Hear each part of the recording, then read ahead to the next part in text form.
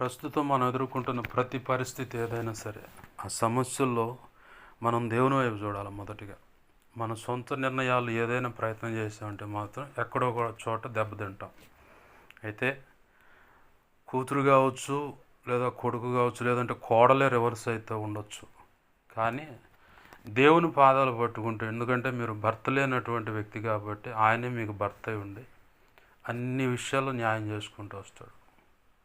ప్రతి విషయంలో ఇది అదేం లేదు, అన్ని విషయాల్లో దేవుడు న్యాయం చేసుకుంటూ వస్తా చివరికి మీ పక్షంగా నిలబడతాడు. వచ్చి మీకు ఆ సమస్య, ప్రాపర్టీ సమస్య ఉందని ఆ సమస్యలో కూడా దేవుడు జోక్యం చేసుకొని దేవుని పాదాలు పెట్టుకుంటే ప్రభు చిత్తంలో ఉన్నటువంటి ఒక న్యాయవాదిని నీకు తోడు చేస్తాడు.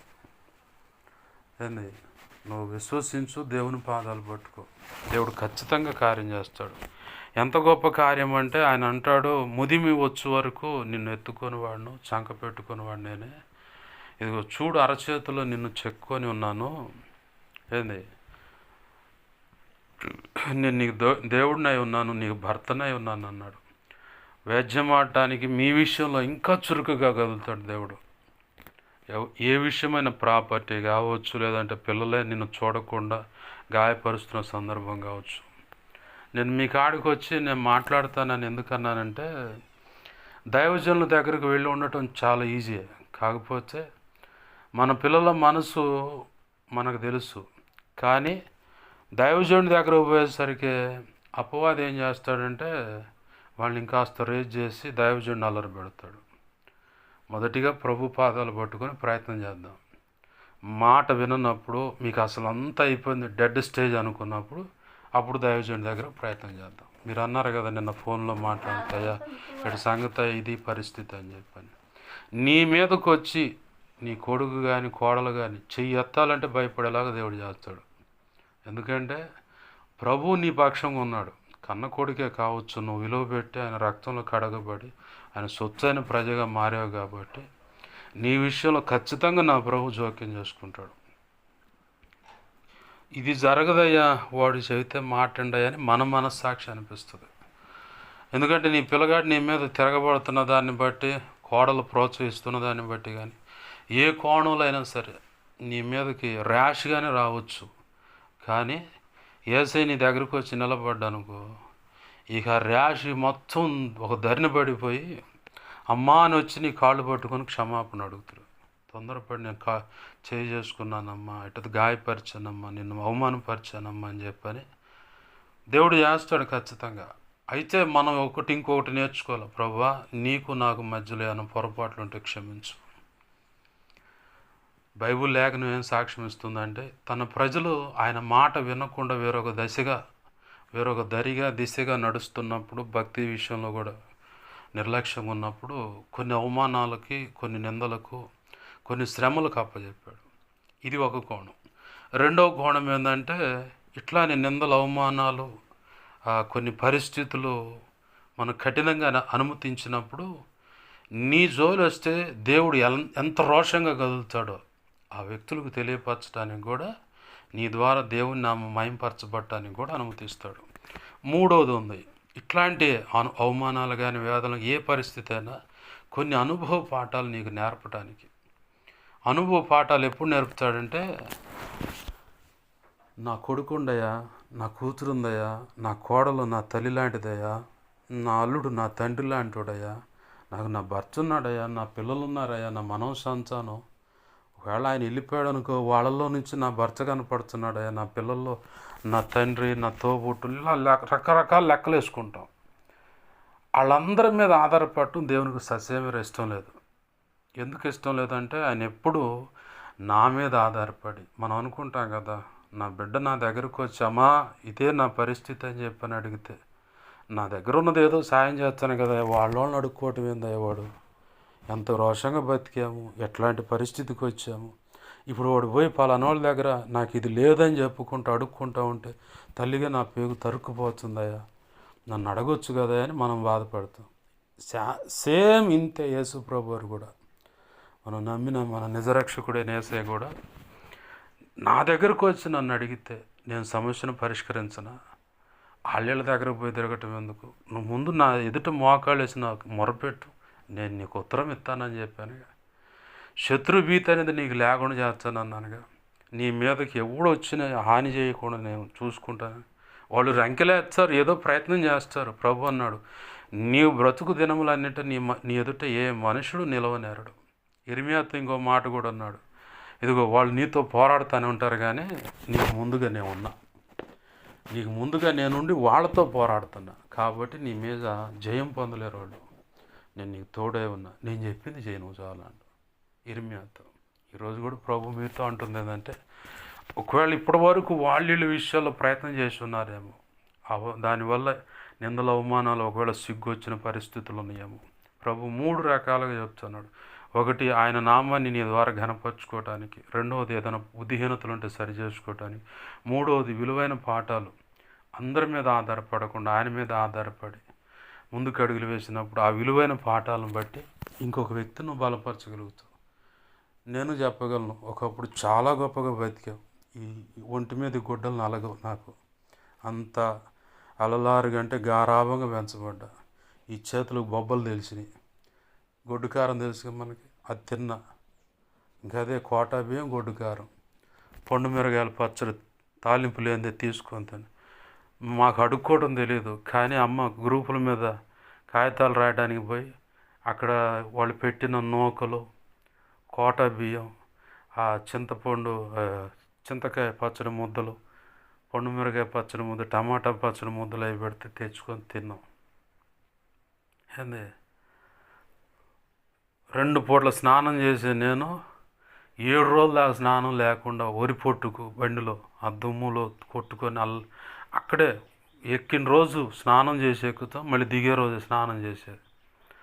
నేను 2 పూట్ల అన్నం తింటే మళ్ళీ ఇంటికి ఇది ఏదన్నా తీసుకెళ్ళడానికి అవకాశం ఉండదని ఒక భోజనం పార్సిల్ తెచ్చుకొని దాన్ని సగం పగటి వేళ సగం రేత్రి వేళ తినేవాడిని.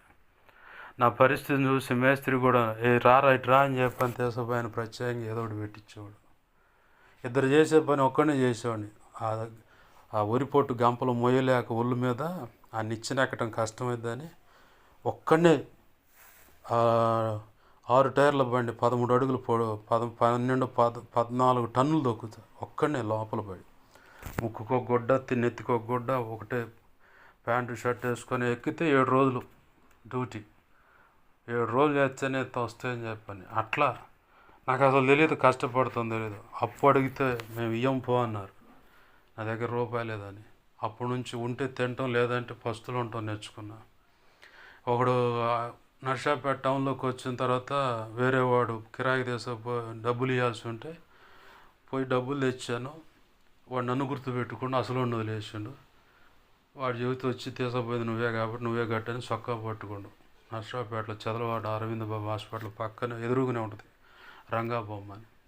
ఆ నిలబెట్టి అప్పుడు నేర్చుకున్నా, ఉంటే తినటం, ఎవరైనా అప్పు అడిగితే రూపాయి అంటే ₹10 ఇవ్వటం, లేదా పావలైన ఇవ్వటం.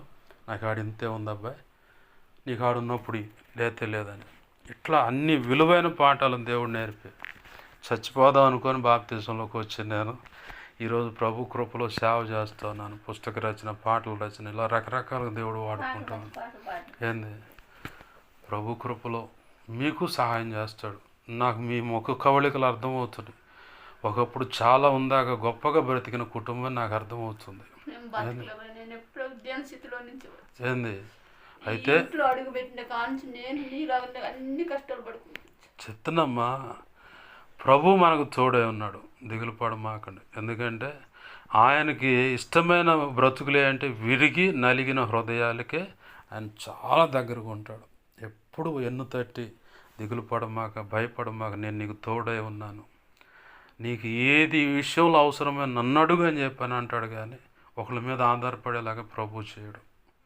ఏంది ఖచ్చితంగా నీ విషయంలో ప్రభు న్యాయం జరిగిస్తాడు. ఆస్తుల విషయంలో కూడా ప్రభు కదిలి న్యాయం జరిగిస్తాడు. ఆ కోర్టుకి అప్పులు చేసుకోండి, పిల్లేయండి, ఆ పిటిషన్ వేస్తే ఖచ్చితంగా ప్రభు వ్యాజ్యం ఆడతాడు.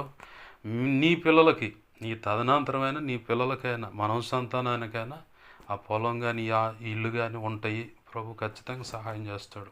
నీ వంతుకు నువ్వు ప్రయత్నం చేయి. ఏంది ఒకవేళ వాళ్ళు ప్రయత్నం చేస్తుంటే వాళ్ళు ఏమైనా అవతలోళ్ళు రంకెలేసి ఎగబడి మీద కొట్టి ఏదో చేస్తారయ్యి అనుకుంటే వాళ్ళ మెళ్ళ కూడా ఈడ్చుకుంటూ దేవుడు తీసుకొని వస్తాడు. అవతలోడు ఎంత మేధాని కానీ, ఎంత దుర్మార్గుడు అన్నా కానీ. ఇంకొక విషయం కూడా చెప్తా. గొలియాతు ఉండటానికి 12 అడుగులు చిల్లర ఉంటాడు మనిషి.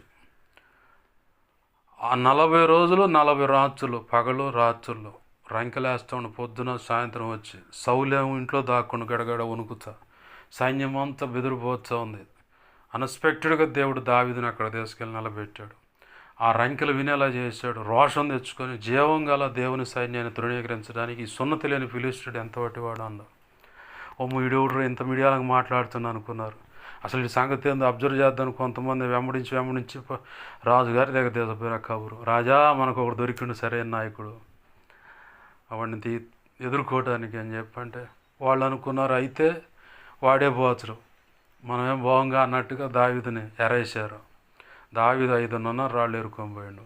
ఒక్కరాయి వాడింది. ఎవరి పేరట వస్తున్నారు అంటే యెహోవా పేరట వస్తున్నాను నేను, యుద్ధం యెహోవా. వాడు గొలియాతు దేవుని ముందు నేను కుక్కనయింది, కర్ర తీసుకొని వస్తున్నాను అండు.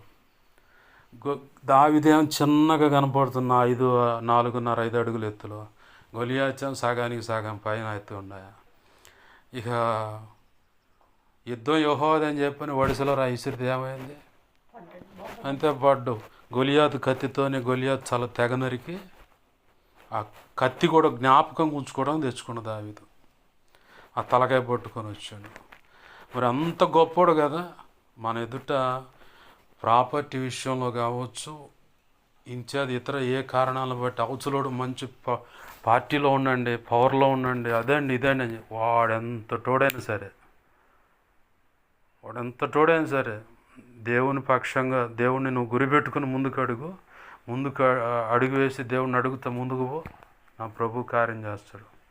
మా చెల్లెల విషయంలో ఇదే తెలుగుదేశం పార్టీ ఉన్నప్పుడు వాళ్ళు క్రూరులు జాగ్రత్త అది ఇది అన్నారు. ఎవడో ముందుకు వచ్చే ఎమ్మెల్యే కోడెల శ్రీనివాసరావు దగ్గర కూడా పోయారు. మాకు ఆయన ఫ్యామిలీ ఎమ్మెల్యేనే, ఫ్యామిలీ డాక్టర్ కూడా మా అమ్మమ్మ వాళ్ళ తరపున. మేము పోయాం, వాళ్ళు కార్యకర్తలు అన్నారు. అయితే న్యాయం జరగాలని పోరాడాం, సీఎం దగ్గర దాకా పోయాం. టూ టౌన్లో మా విషయం తెలుసు అందరికీ. టూ టౌన్లో ఉన్న వాళ్ళందరికీ తెలుసు మా సంగతి. ఎవరితోనో పెట్టుకోవచ్చు కానీ వాళ్ళతో పెట్టుకోకూడదురా అని. ఎందుకు ఆ మాట అంటే ఒక ఎస్ఐ ఏమో డిమోషన్ అయ్యాడు. అంటే టూ టౌన్ ఎస్ఐగా ఉన్నవాడు కాస్త ట్రాఫిక్ ఎస్ఐగా మారిపోయాడు. సస్పెండ్ చేశారు కిందకి, ఇంకా డిమోషన్ ఇచ్చారు. ప్రమోషన్ కాకుండా దిగజారేలాగా చేశారు. ఇంకొక అతనేమో సిఐ డబ్బులు లంచం తీసుకొని డిఎస్పి పిలిస్తే నేను రావురా అని చెప్పని, నేను పిలిస్తే నువ్వు రావా అని చెప్పని ఎంత బలుపు నీ కానీ సిఐ సస్పెండ్ చేసిపోండి. ఇక్కడ సిఐని డిఎస్పి వాళ్ళకి బాగా గుర్తు. మేము ఆడగాక నిలబడ్డామంటే వీళ్ళు ఆడదాకాని పోతారని.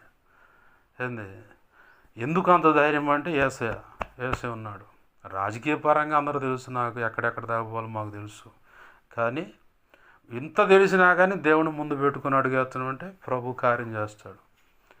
ఏంది నీ విషయంలో కూడా దేవుడు ఖచ్చితంగా కార్యం చేస్తాడు. దిగులు పడమాక.